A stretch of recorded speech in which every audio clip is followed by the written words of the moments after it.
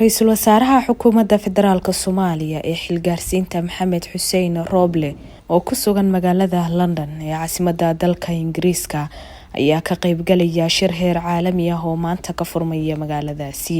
Shirkani ayaa inta uu socdo waxaa looga hadli doonaa sare u qaadista tayada waxbarashada carruurta waxaana shir gudoomin doona Ra'iisul Wasaaraha Dowladda Ingiriiska Boris Johnson iyo madax kale. Madaxda ka qayb galaysa shirka ka furmaya magaalada London ayaa waxaa kamid ah madaxweynaha dalka Kenya Uhuru Kenyatta iyo madax kale oo heer caalami oo ku sii jeeda London kuwaasi oo shirka lagu casuumay.